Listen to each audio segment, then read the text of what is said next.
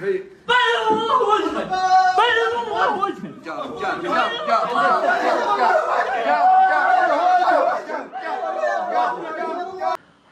അലൈക്കും. Welcome back to Visal media. ഞാൻ ഫക്രുദ്ദീൻ ബന്ദാവൂർ. ഇന്ന് രണ്ട് കാര്യങ്ങൾ പങ്കുവെക്കാനുണ്ട്. നമുക്ക് ആദ്യം ഒരാൾക്ക് വേണ്ടി പ്രാർത്ഥിക്കണം. കഴിഞ്ഞ ദിവസം തൃശ്ശൂർ ജില്ലയിലെ കുന്നംകുളം എരുമപ്പെട്ടിയിലെ ഒരു യുവാവും അദ്ദേഹത്തിൻ്റെ ഭാര്യയും രണ്ടുപേരും കല്യാണം കഴിഞ്ഞിട്ട് ഒരു 2 വർഷത്തോളം ആവുന്നുള്ളൂ. ഹാഷിം എന്നാണ് പേര്. 24 വയസ്സാണ് ഹാഷിമിൻ്റെ പ്രായം. ഭാര്യ സിയ മൈമുന, 20 വയസ്സുള്ള സിയ മൈമുന. രണ്ടാളും കൂടിയിട്ട് ഭാര്യ വീട്ടിലേക്ക് പോവാണ്. അപ്പോൾ അവന് ഗൾഫിൽ പോണതിൻ്റെ തലേ ദിവസം ഭാര്യ വീട്ടിലേക്ക് ഒന്ന് പോകാൻ വേണ്ടി ഒരു ബുള്ളറ്റ് എടുത്ത് പോകുമ്പോഴാണ് ഒരു അമിത സ്പീഡിൽ വന്നൊരു കാറ് ഇവരുടെ ബൈക്കിന് ഇടിച്ചിട്ട് 2 പേരും തെറിച്ചു വീണിട്ട് 2 പേർക്കും ഗുരുതരമായ പരിക്കേറ്റു പോയി. ഹിഷാമിന് ഗുരുതരമായ പരിക്ക് എന്ന് പറഞ്ഞാൽ വലിയ പരിക്കായിരുന്നു. ജീവിതത്തിലേക്ക് തിരിച്ചു വരണമെങ്കിൽ കാല് മുറിച്ച് മാറ്റേണ്ട ഒരു അവസ്ഥയായിരുന്നു. അതടക്കം ചെയ്തു. പക്ഷേ കഴിഞ്ഞ ദിവസം ഈ ഹിഷാം മരണത്തിന് കീഴടങ്ങി. ഇന്നാ ലില്ലാഹി വ ഇന്നാ ഇലൈഹി റാജിഊൻ. അല്ലാഹു അദ്ദേഹത്തിന് മഗ്ഫിറത്ത് കൊടുക്കട്ടെ, മർഹമത്ത് കൊടുക്കട്ടെ. ഭാര്യ സിയ മൈമൂന ചികിത്സയിലാണ്. നമ്മളെല്ലാവരും ഈ വീഡിയോ കാണുന്ന എല്ലാവരും ആ ഒരു കുടുംബത്തിന് വേണ്ടി ദുആ ചെയ്യുക. ഒരു 2 വർഷമൊക്കെ കല്യാണം കഴിഞ്ഞിട്ട് മാത്രമുള്ള ഒരു ആയുസ്, ഒരുപാട് സ്വപ്നങ്ങൾ പ്രതീക്ഷകളൊക്കെ ആയിട്ട് കഴിയുന്ന ദമ്പതികൾ, അവർക്കിടയിലേക്കാണ് ഒരു കാറിൻ്റെ ഏതോ ഒരു കാറുകാരൻ്റെ അമിത വേഗത വില്ലനായിട്ട് നേരെ വന്നിടിച്ച് ഇവർ തെറിച്ച് വീണത്. എരുമപ്പെട്ടിയിലാണ് ഇവരുടെ വീട്. പൊടുന്നനെയുള്ള അപകട മരണത്തിൽ നിന്ന് നമ്മളെയും നമ്മുടെ പ്രിയപ്പെട്ടവരെയൊക്കെ അല്ലാഹു കാത്ത് രക്ഷിക്കട്ടെ. ഇനി ഞാൻ രണ്ടാമത്തെ ഒരു കാര്യം പറയാണ്ടെന്ന് പറഞ്ഞാൽ എന്തായിരുന്നു അറിയോ? അങ്ങനൊരു വീഡിയോ കണ്ടു. സൗദി അറേബ്യയിലൊരു വീഡിയോ ആണ്. ആ ഒരു വീഡിയോ ഞാൻ അവിടെ കാണിച്ചു തരാം. ആ വീഡിയോയിലൊരു യഹ്യ എന്ന് പേരുള്ള ഒരു അറബ് പൗരൻ, ഒരു പ്രായമുള്ള ഒരാളാണ്, ഒരു ഉപ്പ. അദ്ദേഹം ഒരു വീട്ടിലേക്ക് വന്നിട്ടുള്ള ഒരു രംഗമാണ്. ഇതെന്താണെന്ന് വെച്ചാൽ ഈ പ്രായമുള്ള യഹ്യ എന്ന് പേരുള്ള ഈ അറബിയുടെ മകനെ ഒരാൾ കൊന്നു കളഞ്ഞിട്ട് സൗദി അറേബ്യയിലെ നിയമം അനുസരിച്ചിട്ട് അയാളെ വധശിക്ഷയ്ക്ക് വിധിച്ചു. ഇനി അവർ എത്ര വേണമെങ്കിൽ കോടികൾ നൽകാം, ഞങ്ങളുടെ മകനെ ഒന്ന് വെറുതെ വിടാൻ നിങ്ങൾ മാപ്പ് നൽകൂ എന്നൊക്കെ പറഞ്ഞിട്ട് ഈ കൊലപ്പെടുത്തിയ ആളുടെ മാതാവ് പല തവണ ആ വീട്ടിൽ കയറി ഇറങ്ങിയെങ്കിലും അയാൾ അതൊന്നും ക്ഷമിച്ചില്ല. അങ്ങനെ ഒടുവിൽ ശിക്ഷ നടപ്പിലാക്കാൻ തീരുമാനിച്ചു. ഇനി അവനെ വധിക്കാൻ വേണ്ടിയിട്ട് വെറും നിമിഷങ്ങൾ മാത്രം, മണിക്കൂറുകൾ മാത്രം, ദിവസങ്ങൾ മാത്രം ബാക്കി. അപ്പോഴാണ് വളരെ അപ്രതീക്ഷിതമായിട്ട് ഈ കൊല്ലപ്പെട്ട യുവാവിൻ്റെ പിതാവ് യഹ്യ ഈ കൊന്നവൻ്റെ വീട്ടിലേക്ക് ആ ഉമ്മാനെ കാണാൻ വരികയാണ്. ആ രംഗമാണ് ആ വീഡിയോയിലുള്ളത്. വന്നിട്ട് പറയാണ്, 1 രൂപ പോലും എനിക്ക് വേണ്ട, എൻ്റെ മകനെ കൊന്ന നിങ്ങളുടെ മകനോട് ഞാൻ ക്ഷമിച്ചിരിക്കുന്നു എന്ന് പറഞ്ഞിട്ട് മാപ്പ് നൽകിയിരിക്കുന്നു എന്ന് പറയുന്നൊരു വീഡിയോ. അൽഹംദുലില്ലാ, ഒരു മനുഷ്യനെ ക്ഷമിക്കുന്ന ഒരു മനുഷ്യൻ്റെ എന്താ പറയുക ഏറ്റവും നല്ല ഒരു വികാരം. അതും അയാൾ പറയുന്നുണ്ട്, ഞാനൊരു രൂപക്ക് വേണ്ടിയിട്ടല്ല, പടച്ച റബ്ബിൻ്റെ പ്രതിഫലം മാത്രം ആഗ്രഹിച്ചിട്ടാണ് ഞാനത് ചെയ്യുന്നത് എന്ന് പറഞ്ഞിട്ട് ആ വീട്ടുകാർക്ക് ക്ഷമ കൊടുത്തപ്പോൾ ആ വീട്ടുകാരൊരു സന്തോഷം നോക്കൂ. അതായത് വധശിക്ഷയിൽ നിന്നൊരു മകനെ രക്ഷിച്ചെടുക്കാൻ 1 രൂപ പോലും ഒരു പ്രതിഫലം വാങ്ങിയിട്ടില്ല. സൗദികൾ എന്ന് പറഞ്ഞാൽ ഉദാര മനസ്കരാണ്. അവർ റസൂലുള്ളാഹിൻ്റെ ഒരു സ്വഭാവം ഉണ്ടല്ലോ, അതായത് ഹംസത്തുൽ ഖറാറിനെ അതിക്രൂരമായിട്ട് വധിച്ച വഹ്ഷിയെ നേരിൽ കണ്ടപ്പോൾ മാപ്പ് നൽകി വിടുന്നൊരു ഹബീബായ നബിയുണ്ട്. ആ നബിയുടെ സ്വഭാവം തന്നെയാണ് ഇന്നും ആ സൗദിക. അതാണ് റസൂലുള്ളാഹിന്റെ റഹ്മത്ത് എന്ന് പറയുന്നത്. കൊലപ്പെടുത്തിയ ആളെ വീട്ടിലേക്ക് വന്നിട്ടാണ് ഇദ്ദേഹം മാപ്പ് കൊടുത്തത്. ഇപ്പോൾ സൗദി അറേബ്യയിൽ ഈ വീഡിയോ വൈറലാണ്. ഒരു രീതി എങ്ങനെയാണെന്നറിയോ? നമ്മുടെ നാട്ടിൽ തെറ്റിയതോരൊക്കെ ശിക്ഷിക്കണമെന്നും പുറത്തുള്ളവർ ശിക്ഷിക്കപ്പെടുമ്പോൾ മാപ്പ് കൊടുത്താൽ അത് ഉഷാറാണെന്ന് പറയുന്നൊരു ഇരട്ടത്താപ്പ് നമ്മുടെ ഉള്ളിലുണ്ട്. അതൊരു യാഥാർത്ഥ്യമാണ്. എന്നാലും ഈ വീഡിയോ എനിക്ക് ഭയങ്കര സന്തോഷമായി. ഇസ്ലാമിൻ്റെ ഒരു യഥാർത്ഥ സ്വഭാവമാണ് റഹ്മത്ത് എന്നുള്ളത്, കാരുണ്യം എന്നുള്ളത്. അതാണ് ഈ മനുഷ്യൽ പ്രകടമായത് എന്നുള്ളതാണ്. ഇൻഷാ അല്ലാഹ് 3ാമത്തെ ഒരു കാര്യം കൂടി പറയാനുണ്ട്. നമ്മൾ മുഹറം മാസത്തിലാണ്. എൻ്റെ മനസ്സിലൊരു ആഗ്രഹം ഞാൻ പറഞ്ഞു കേട്ടോ. മുഹറത്തിൽ പ്രധാനപ്പെട്ടൊരു സംഭവം ആ കർബല ദുരന്തം എന്ന് പറയുന്ന, നമ്മൾ സാധാരണ കർബല ട്രാജഡി എന്നൊക്കെ പറയും. കർബല ദുരന്തമൊന്നുമല്ല, നമുക്ക് പിന്നീട് പറയാം.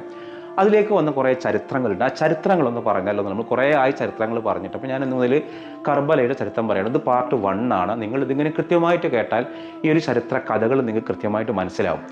അലി റളിയല്ലാഹുവിനെ അതിക്രൂരമായിട്ട് അലി റളിയല്ലാഹുവിൻ്റെ കൂടെ തന്നെ ഉണ്ടായിരുന്ന ഒരാൾ പിന്നീട് പിണങ്ങിപ്പോയ ഒരാൾ അതിക്രൂരമായിട്ട് കൊലപ്പെടുത്തുണ്ടായി. ഈ കൊലപ്പെടുത്തിയ ഒരാൾ ഖുർആൻ പണ്ഡിതനും വലിയ അറിവുള്ള ഒരാളൊക്കെ ആയിരുന്നു. പക്ഷേ ആളുടെ സ്വഭാവം വളരെ മോശമായിരുന്നു. അദ്ദേഹമാണ് അലി റളിയല്ലാഹുവിനെ ക്രൂരമായിട്ട് കൊലപ്പെടുത്തിയത്. അതോടുകൂടിയിട്ട് 4 ഖുലഫാ റാഷിദുകളുടെ ഭരണം അവസാനിച്ചു. പിന്നെ അവിടെ ഭരണാധികാരി സിറിയ കേന്ദ്രീകരിച്ച് ഭരിക്കുന്ന മുആവിയ റളിയല്ലാഹു എന്ന ഉമയ്യ വംശത്തിൻ്റെ സ്ഥാപകനാണ്. അലി റളിയല്ലാഹുവിൻ്റെ വഫാത്തിന് ശേഷം ആ ഭരണത്തിന് തുടർച്ചയായിട്ട് കുറേ ആളുകൾ ഹസൻ റളിയല്ലാഹുവിനെ ഭരണാധികാരിയായിട്ട് നിശ്ചയിച്ചിരുന്നു. ഒരു 6 മാസം വരെ മാത്രമാണ് ഹസൻ റളിയല്ലാഹു ഭരണാധികാരിയായിട്ട് ഉണ്ടായിരുന്നത്. അപ്പോഴേക്കും മുആവിയ റളിയല്ലാഹു അനുനയ ചർച്ചയുമായിട്ട് വന്നു. നിങ്ങൾ ഭരണാധികാരിയായാൽ വീണ്ടും ഇവിടെ 2 ഭരണാധികാരികളുടെ പ്രശ്നങ്ങൾ വരും, നിങ്ങൾ എങ്ങനെയെങ്കിലും ഭരണത്തിൽ നിന്ന് ഒഴിയണം എന്ന് വളരെ തന്ത്രപരമായിട്ടാണ് മുആവിയ റളിയല്ലാഹു ഹസൻ റളിയല്ലാഹുവിനെ സമീപിച്ചത്. ഹസൻ റളിയല്ലാഹു അൻഹു എന്ന് പറഞ്ഞാൽ ഹബീബ നബി ഇത്രയേറെ സ്നേഹിച്ച നബിയുടെ ഒരു പേരക്കുട്ടി വേറെ ഉണ്ടാവില്ല.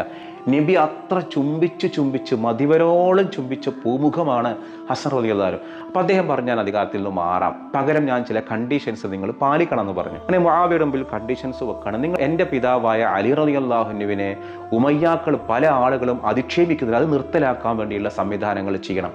ഇങ്ങനെ കുറച്ച് ഉപദേശങ്ങൾ കൊടുത്തു. അവരുടെ കാലശേഷം അടുത്ത ഭരണാധികാരിയായിട്ട് എന്നെ നിശ്ചയിക്കണം. ഇതൊക്കെയായിരുന്നു ഡിമാൻഡ്. എല്ലാ ഡിമാൻഡും മുആവിയ റളിയല്ലാഹു അൻഹു അംഗീകരിച്ചു.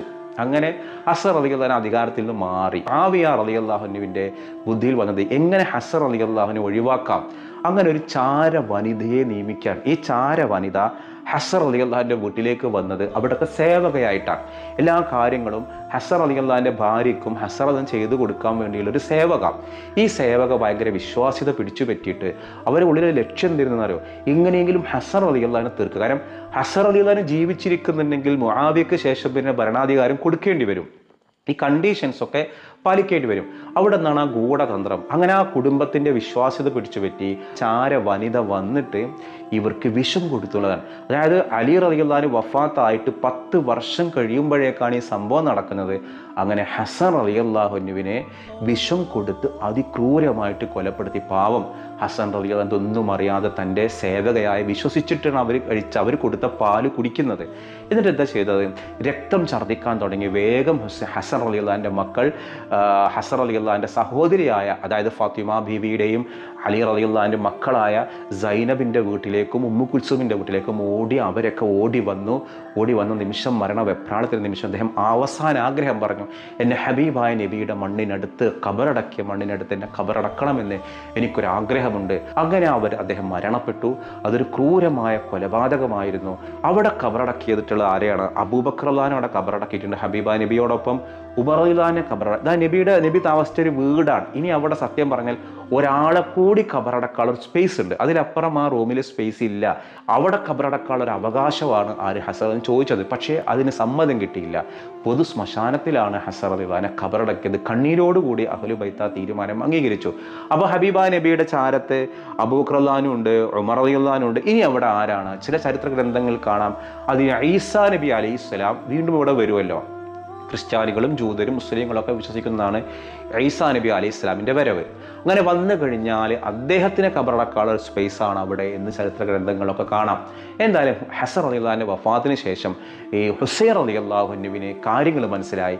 ഈ നിലക്ക് പോയാൽ നമ്മുടെ കുടുംബത്തെ അടക്കം വേട്ടയാടും എന്ന് മനസ്സിലായി. ഹുസൈൻ റളിയല്ലാഹു അൻഹുവിനെ കയ്യിൽ കിട്ടിയില്ല. ഹുസൈൻ റളിയല്ലാഹു അൻഹു ചെയ്തത് എന്താണ്? എല്ലാ കുടുംബക്കാരെയും സൈനബ് ബീബി, ഉമ്മു കുൽസുമിനെ, തൻ്റെ കുടുംബത്തിലുള്ള ആളുകളെയൊക്കെ കൂട്ടിയിട്ട് നാട് വിടാൻ തീരുമാനിച്ചു. എവിടേക്ക്? മക്കയിലേക്ക്, തങ്ങളുടെ കുടുംബക്കാരുടെ നാട്ടിലേക്ക്. അവിടെ നിന്ന് എവിടേക്ക് പോകണം? കൂഫയിലേക്ക് പോകണം. കൂഫയിലാണല്ലോ അലി റളിയല്ലാഹു അൻഹുവിൻ്റെ ഒക്കെ പ്രദേശമുള്ളത്. അങ്ങനെ കൂഫയിലേക്ക് പോകാനാണ് തീരുമാനം. അങ്ങനെ ഇവർ മദീനയിൽ നിന്ന് മക്കയിലേക്ക് വന്നു. മക്കയിൽ വലിയ സ്വീകരണം അവർക്ക് ലഭിച്ചത്. മക്കയിലെ ആളുകളൊക്കെ പരാതി പറയാൻ തുടങ്ങി, ഇവിടെ ഭരണം ശരിയല്ല, മുആവിയയുടെ ശേഷമുള്ള യസീദിൻ്റെ ഭരണം ശരിയല്ല. ഇങ്ങനെ കുറേ പരാതികൾ വന്നപ്പോൾ ഇവർ നിരീക്ഷിക്കാൻ വേണ്ടി കുറേ ചാരന്മാരെ നിയമിച്ചിരുന്നു. പക്ഷേ ആ ഒരു മണ്ണിൽ ഒരു രക്തച്ചൊരിച്ചിൽ ആഗ്രഹിച്ചില്ല. ഹസൻ റളിയല്ലാഹു അൻഹു ആഗ്രഹിച്ചിരുന്നില്ല. അവർക്ക് ഒരൊറ്റ ലക്ഷ്യം ഉണ്ടായിരുന്നുള്ളൂ, അവർ ആഗ്രഹിച്ചതുപോലെ കൂഫയിലേക്ക് പോവുക. അപ്പോൾ കൂഫയുടെ സ്ഥിതി എന്താണെന്നറിയാൻ, കൂഫയിലെ ആളുകൾ എന്നെ ആഗ്രഹിക്കുന്നുണ്ടോ എന്നറിയാൻ തൻ്റെ പിതാവിൻ്റെ സഹോദരപുത്രനായ മുസ്ലിം എന്നു പേരുള്ള ഒരാളെ എവിടേക്ക് അയച്ചു? കൂഫയിലേക്ക് അയച്ചു. അദ്ദേഹം ചെന്നിട്ട് അന്വേഷിച്ചിട്ട് സത്യസന്ധമാണ് എന്നുണ്ടെങ്കിൽ നമുക്ക് കൂഫയിലേക്ക് പോകാം എന്നായിരുന്നു തീരുമാനം. അങ്ങനെ ആ മുസ്ലിം എന്നു പേരുള്ള ആ ത്യാഗിയായ നല്ലൊരു മനുഷ്യൻ എവിടേക്ക് പോയി? കൂഫയിലേക്ക് പോയി. അവിടെ നിന്ന് വിവരങ്ങൾ ലഭിച്ചു. ഇവിടെയുള്ള ആളുകൾ മുഴുവനും നിങ്ങൾ ആഗ്രഹിക്കുന്നുണ്ട്, നിങ്ങൾ ഖലീഫയാവണം എന്നാണ് ആഗ്രഹം, അതുകൊണ്ട് നിങ്ങൾ ഈ നാട്ടിലേക്ക് വരും. ലക്ഷക്കണക്കിന് കത്തുകളാണ് അന്ന് ഹുസൈൻ റളിയല്ലാഹു അൻഹു കിട്ടിയിരുന്നത്. അങ്ങനെ അദ്ദേഹം ഒരു കാര്യം തീരുമാനിച്ചു, മദീനയും വിട്ട് എവിടേക്ക് പോകാം? കൂഫയിലേക്ക് പോകാം. ഇൻഷാ അല്ലാഹ് ഇതിൻ്റെ ബാക്കി ചരിത്രങ്ങൾ നമ്മൾ അടുത്ത ദിവസം പറയും. നിങ്ങളുടെ ആഗ്രഹം പോലെ ഈ ഒരു ചരിത്ര കഥ ഒക്കെ നിങ്ങൾ കേട്ട് പറഞ്ഞതാവും. ഇതൊക്കെ നമ്മൾ ചരിത്രത്തിൽ നമ്മൾ പഠിക്കേണ്ടതും അറിയേണ്ടതുമാണ്. അപ്പോൾ ഞാനിന്ന് ചോദിക്കുന്നൊരു ചോദ്യം, ഇന്ന് വായനാ ദിനമാണ്. നിങ്ങളുടെ നാട്ടിലൊരു വായനശാലയുടെ പേര് പറയാൻ കഴിയും നിങ്ങൾക്ക്? എൻ്റെ നാട്ടിലെ വായനശാല നളന്ദ വായനശാല. ഞാൻ അവിടെ നിന്നാണ് ചെറുപ്പത്തിലൊക്കെ പുസ്തകങ്ങൾ വായിച്ചിരുന്നത്. ഒരുപാട് പുസ്തകങ്ങൾ ഞാൻ അവിടെ നിന്ന് എടുത്ത് വായിച്ചിട്ടുണ്ട്. നളന്ദ കലാകേന്ദ്രം എൻ്റെ വായനശാല എന്നുള്ളതാണ് എൻ്റെ പേരുള്ളത്. അപ്പോൾ നിങ്ങൾക്ക് നിങ്ങളുടെ നാട്ടിലുള്ള വായനശാലയുടെ പേരറിയുമെങ്കിൽ താഴെ ഒന്ന് കമൻറ്റ് ചെയ്യുക. മറ്റൊരു ദിവസം മറ്റൊരു വീഡിയോയുമായി വീണ്ടും കാണാം.